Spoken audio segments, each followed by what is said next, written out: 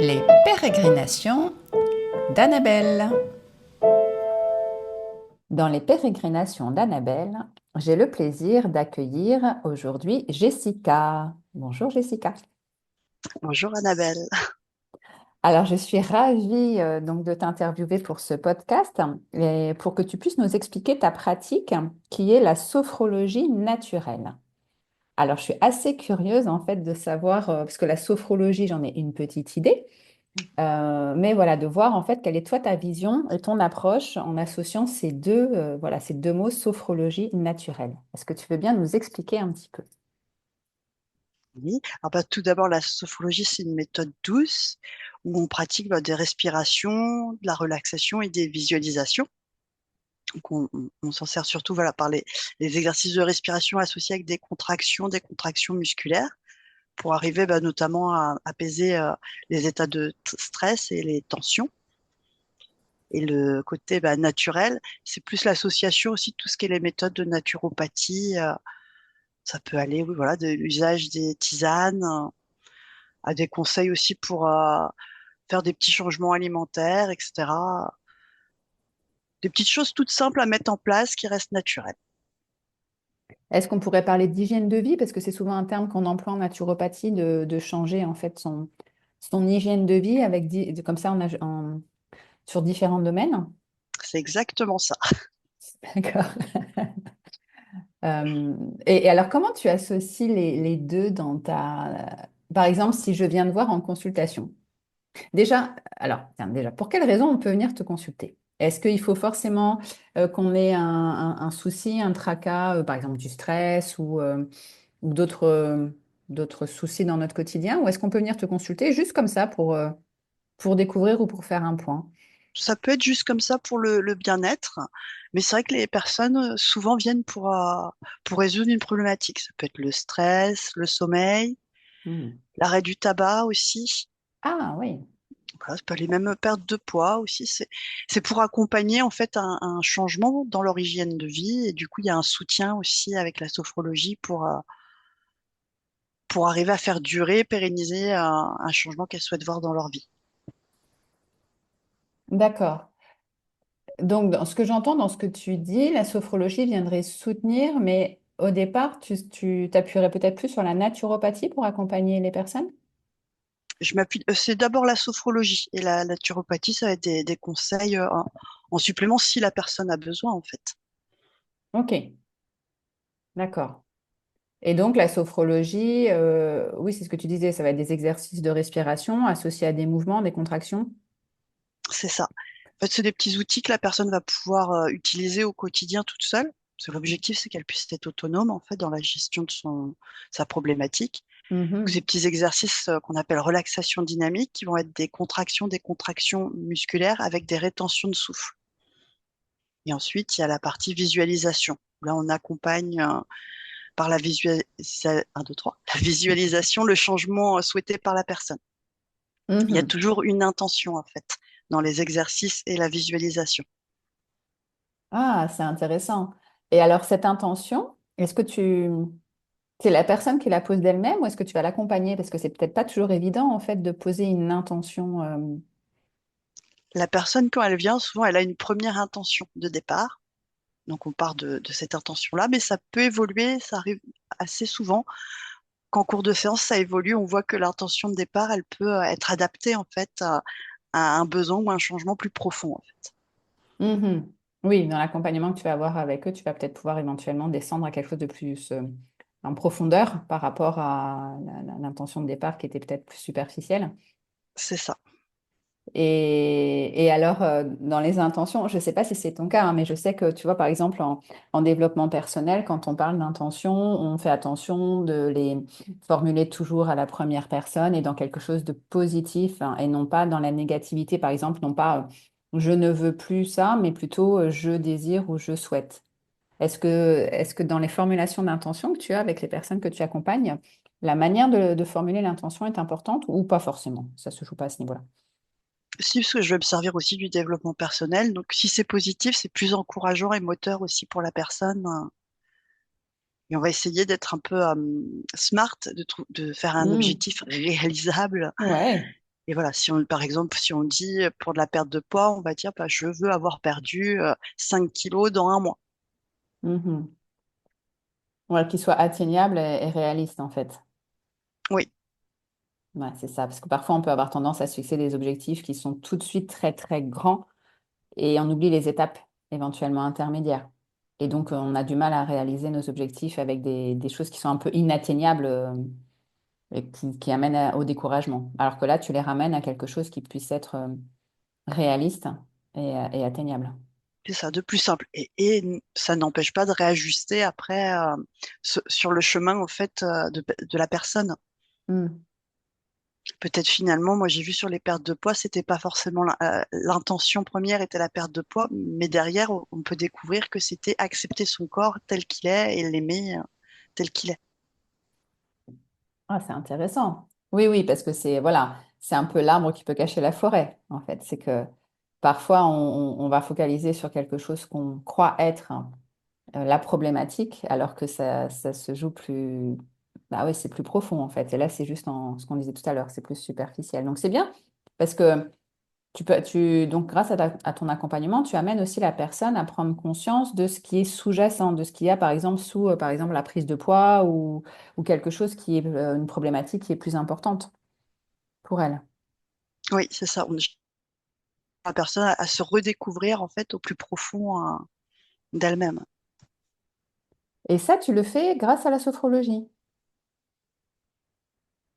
Oui, parce que c'est l'outil avec lequel on va travailler en fait, mais ça va aussi générer peut-être des émotions ou des prises de conscience chez la personne sur lesquelles on va être amené à échanger.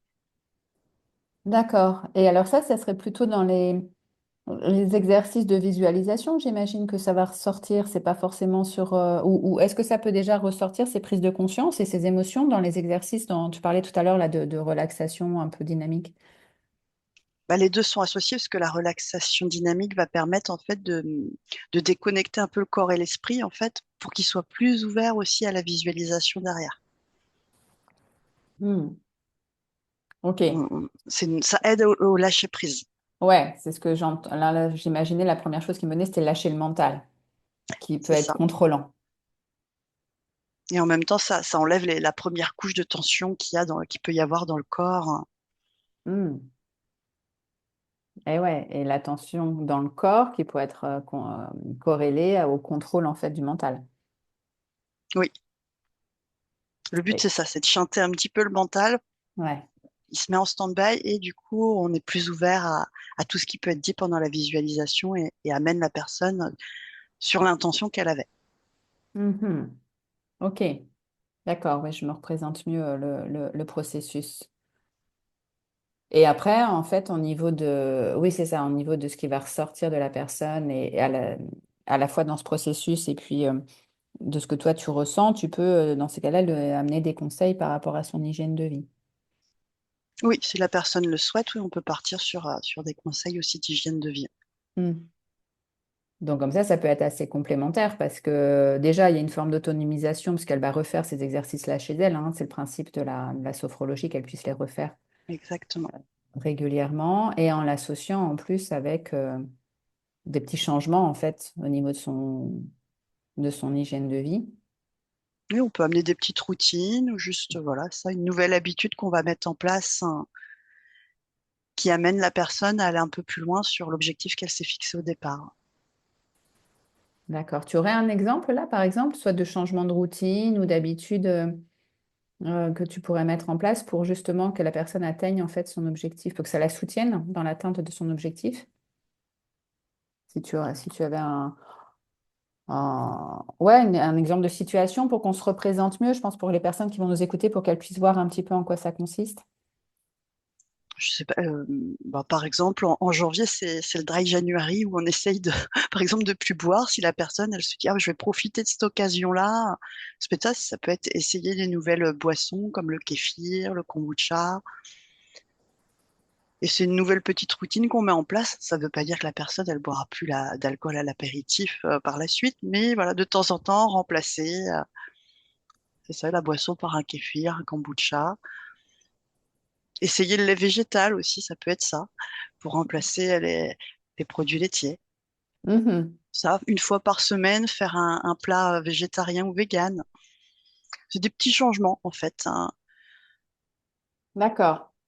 Ouais, et ce qui est bien, c'est que ce sont des choses qui ne sont pas forcément très contraignantes dès le départ, parce que souvent on pense un peu, tu vois, changement d'habitude, on sait comme c'est compliqué hein, de venir changer nos habitudes quand elles sont bien ancrées. Mais là, dans ce que tu dis, je me dis, ah ouais, ok, bon, bah ça va, c'est abordable. C'est pas d'un coup, voilà, par exemple, plus de lait végétal ou plus d'alcool du tout, ou plus de, je sais pas moi, de sucreries, ou voilà. C'est plutôt pondéré, c'est tranquille. C'est-à-dire que c'est une fois comme ça, peut-être par semaine. Puis j'imagine qu'au fur et à mesure, ça amène à ce que ça se fasse plus régulièrement. Mais en tout cas, l'entrée, elle est quand même, elle se fait tranquillement. C'est progressivement, en fait. Oui, c'est ça. C'est des changements par petites touches, là où c'est le plus facile pour la personne.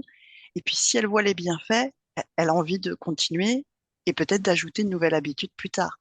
Mais y aller tout doucement pour que ce soit pérenne, en fait, sur la durée. Mm.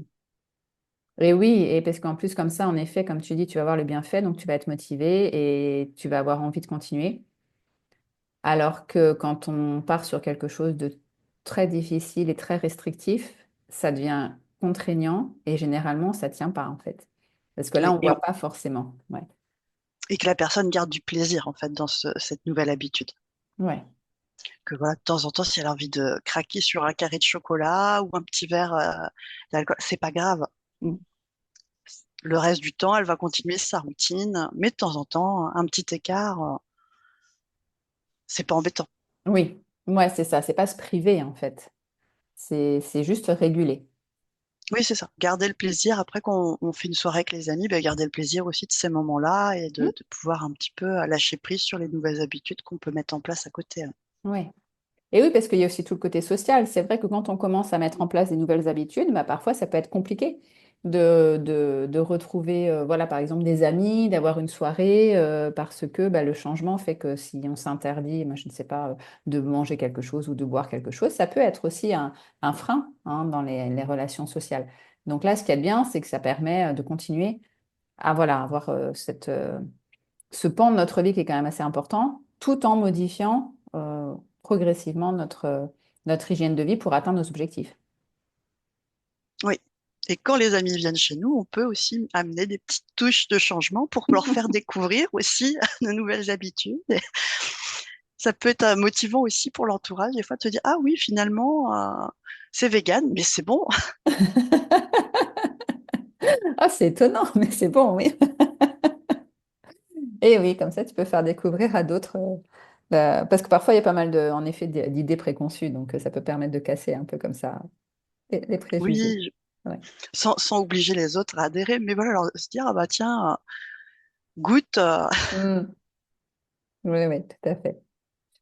Et alors, au niveau pratique, donc si on revient à ton approche et tes consultations, combien de temps ça dure hein, quand, voilà, si on décide là de venir te... Déjà, où est-ce que tu es? Parce que les consultations se font uniquement en présentiel, Non, pas que, j'imagine. je fais Ah, aussi ok. en visio, Ouais. après en présentiel, soit à domicile, et j'exerce aussi à l'espace bien-être du Beau-Tiers-Lieu depuis mai 2024. D'accord. Et alors, c'est dans quelle ville et quelle région? C'est à Nantes et c'est dans le quartier Bautières. Ça fait partie d'un grand projet de raménagement de l'espace où il y aura un pôle bien-être. D'accord. Donc, on a Ok. une petite salle à disposition pour recevoir. Voilà. Moi, je fais la sophrologie, il y a du Reiki, il y a de l'art-thérapie, de la socio-esthétique. Ah ouais, c'est intéressant en fait, un tiers-lieu bien-être comme ça, c'est génial. Oui, Et donc sinon, donc tu viens à domicile sur Nantes, sur la région de Nantes. Nantes et périphérie. D'accord. Et puis sinon, donc en visio, là, ça peut être partout en France. Oui, Ok, super. De toute façon, je vais mettre en coordonnées, pardon, en barre d'information justement toutes tes coordonnées pour que les personnes puissent te contacter. Et alors, comment se déroule une première séance? Dis-nous. donc la première séance, il y a un temps d'échange et de découverte de la personne et de Mhm. moi.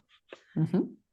Et On va partir sur une courte visualisation avec les petits exercices de relaxation dynamique. Et la séance d'après, donc comme j'aurais fait connaissance avec la personne, j'aurais défini avec elle son intention, je vais pouvoir rédiger les autres exercices en partant en fait de son intention et puis au niveau de la visualisation, si elle a des endroits qu'elle aime particulièrement, la forêt, ça peut être la montagne ou la mer, je vais me servir de ces images-là pour construire la visualisation. Ça peut être aussi des lieux très précis, ça peut être la mer, à Pornic précisément, un petit endroit. Parfois, voilà, je connais, c'est super. D'autres fois, je vais me renseigner et puis essayer d'imaginer le plus possible. D'accord. Ah oui, c'est très, très individualisé alors, en fait, Sur comme les séances visualisation. Ouais. oui, sur l'individuel, oui, j'essaye de personnaliser le plus possible. En groupe, on va plus partir de l'intention. Du coup, ça va être un objectif commun. Ça peut être la gestion du stress, où là, ben, je vais partir sur des choses plus communes. Hmm. Et cet objectif en groupe, en fait, c'est toi qui va le donner. C'est pas le groupe qui se met d'accord pour venir travailler sur cette problématique-là. C'est Oui, par je exemple, tu vais, vas faire un groupe pour aider à la gestion du stress. voilà, ou le sommeil. Mais voilà, je vais donner une thématique et les gens qui Mhm. vont se reconnaître dans cette problématique-là vont venir. D'accord. Ouais, c'est ça. OK. Et donc là, les groupes, ça sera plutôt, là, ça va pas être à domicile, c'est plutôt dans l'association Oui, dans laquelle tu es. OK. oui, ou en structure. Je peux intervenir en structure directement. Hmm. Comme une entreprise, par exemple? Entreprise, EHPAD, centre de formation, tout type de structure qui a la envie ou besoin d'accueillir ces pratiques-là. Et alors, est-ce que, si on prend par exemple la thématique du stress, est-ce que ça va se faire en un seul atelier ou est-ce que tu peux le décliner sur différents ateliers pour un groupe de personnes qui seraient éventuellement les mêmes et qui reviendraient plusieurs fois, si on imagine une entreprise, tu vois, qui a envie de proposer quelque chose comme ça pour son personnel? Enfin, s'il n'y a qu'une séance, ça va être plutôt une séance découverte. Mhm. Mais c'est vrai que si on peut faire sur plusieurs séances, là, on va pouvoir vraiment accompagner les personnes pour qu'elles arrivent à gérer leur stress de manière pérenne et qu'elles arrivent à être autonomes en fait sur cette gestion-là avec les outils qui sont fournis tout au long des séances. OK. Et alors, je sais que ça va être compliqué de répondre à la question que je vais te poser, mais est-ce que tu aurais une moyenne d'un nombre de séances, par exemple, pour qu'on puisse commencer à gérer un peu plus en autonomie alors, si on va parler du stress, parce que ça va être pour chaque problématique, j'imagine que c'est différent, mais est-ce qu'il y a un ordre de séance? Est-ce que de ce que tu peux voir, toi, dans ta clinique, par rapport aux personnes qui viennent te consulter, est-ce qu'il y a à peu près une moyenne de séances ou pas forcément, c'est vraiment très, très variable? C'est variable, j'ai minimum trois pour s'approprier vraiment la méthode et Mhm. l'utiliser au quotidien. Et après, bah, plus longtemps ça va durer, plus la personne va être outillée en fait pour gérer son stress. Et après, Mm. ça va dépendre des personnes. Personnes qui vont s'approprier vite la méthode et arriver à des résultats plus rapidement que d'autres où il y aura plus de freins et de blocages. D'accord. Mais donc, et ça, pour que ce soit pour le stress ou pour autre chose, on va dire qu'il faut à peu près 3 séances. Déjà, il en faut au moins deux, parce que la première, c'est plus une Ouais. rencontre et la première, tu personnalises. Donc, plutôt 3 séances pour que ça. Idéalement, trois, c'est un minimum. Ouais. Ouais, trois, c'est un minimum. Et puis après, quoi, ça peut aller jusqu'à une petite dizaine. Une petite éventuellement. dizaine. Dans les protocoles en formation, on allait jusqu'à une dizaine Hmm. Ouais, c'est pour ça. voir un vrai changement en fait. Oui, c'est ça. Mais je trouve que c'est important, tu vois, de le partager aux auditeurs parce que c'est vrai que c'est pas. Des fois, on cherche des solutions un peu rapides, comme on dit, en one shot, quoi. Tu fais une consultation, puis ça y est, les problèmes sont résolus. Ben là, non, parce que c'est un travail de fond.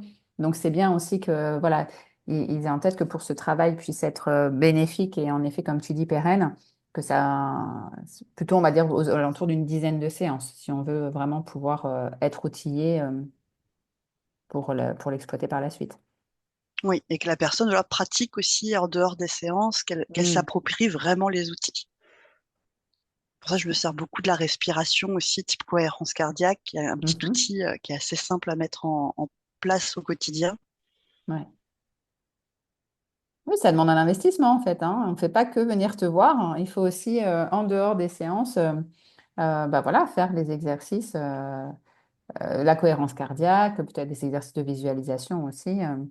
Oui, on va trouver que la personne, ce qui va se faire le plus facilement dans son quotidien.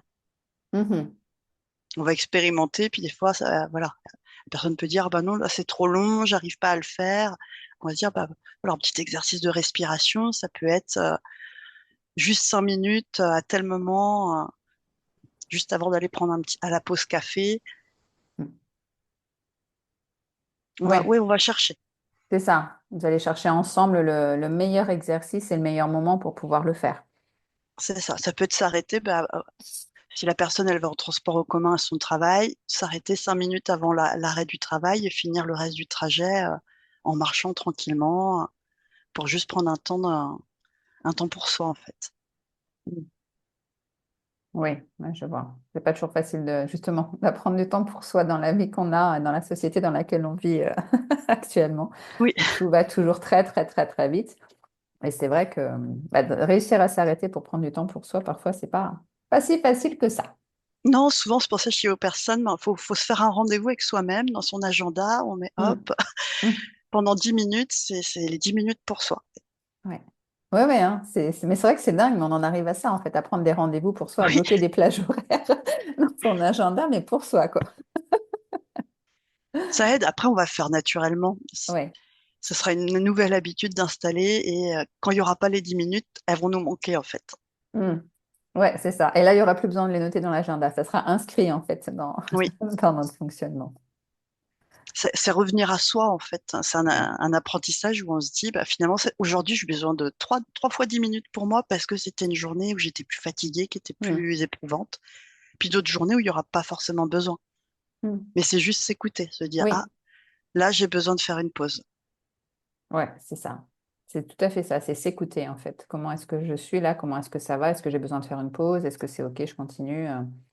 Et l'écoute de soi, c'est pas si évident que ça. Donc, c'est bien, en fait, que tu puisses permettre justement aux personnes de revenir à l'écoute de soi et des besoins, de soi et de ses Oui, besoins. oui, parce qu'une fois qu'elles se sont appropriées cette petite méthode, elles vont le faire naturellement en autonomie. Mm. Mm. Et pour en revenir à tes séances, ça dure combien de temps une séance en individuel? C'est 1 heure. 1 heure, hein, c'est ça. OK. Non, parce que justement, on parlait d'agenda, donc tu vois, pour pouvoir caler dans son agenda, Oui. avoir une idée du temps que ça peut prendre. Donc 1 heure. 1 heure pour soi, hein, ça va, hein. C'est un joli rendez-vous avec soi-même, hein. Oui, c'est un cadeau qu'on se fait à soi-même. Exactement. Sachant que la personne, elle repart, je lui laisse les fiches, les audios, elle peut refaire après. Soit elle peut refaire 1 heure si elle veut reprendre 1 heure de ce temps-là et faire la séance en entier. Ou sinon, les petits exercices, elle peut les refaire. Les relaxations dynamiques, c'est entre 5 7 minutes. Donc elle Hmm. peut se dire, ah bah, je vais refaire juste cet exercice-là aujourd'hui. Ouais, d'accord. Ah, c'est génial ça, parce que du coup, ils repartent avec les audios et avec des exercices, donc ils peuvent tout refaire. Ils peuvent refaire la séance en fait chez eux. Mais après, voilà, chacun est libre hein, de choisir. Mais en tout cas, s'il y a ce désir-là, c'est possible. Oui. Et Ah la non. visualisation, c'est vrai qu'en fin de journée, les personnes, elles sont, voilà, elles trouvent un petit moment pour le refaire tranquillement, même allongées dans leur lit. Oui, parce que de ce que j'entends, c'est un moment agréable en plus, donc on a envie de le faire. La visualisation, si c'est repenser à un endroit qu'on aime bien, qu'on affectionne particulièrement, on a beaucoup plus envie d'y aller. Oui, c'est l'objectif, oui. C'est clair. Ouais. Bien, eh ben écoute, on va arriver à la fin de l'interview, Jessica. Est-ce qu'il y avait d'autres choses que tu aurais voulu aborder ou est-ce qu'on a fait à peu près le tour de ta pratique? Comme ça, je sais pas. Je pense qu'on a dit l'essentiel. Oui, Ouais, d'accord. Ouais, moi, j'imagine aussi, en tout cas sur voilà, les questions que je pourrais me poser en tant que personne intéressée par ton approche. Donc, et puis, ben, j'invite de toute façon les auditeurs à te contacter pour plus d'informations, puisque voilà, ils trouveront tous les renseignements en barre d'informations. Et je te remercie, Jessica, pour cette interview, pardon, et nous avoir partagé ton approche de la sophrologie naturelle. merci beaucoup. Au revoir. Au revoir.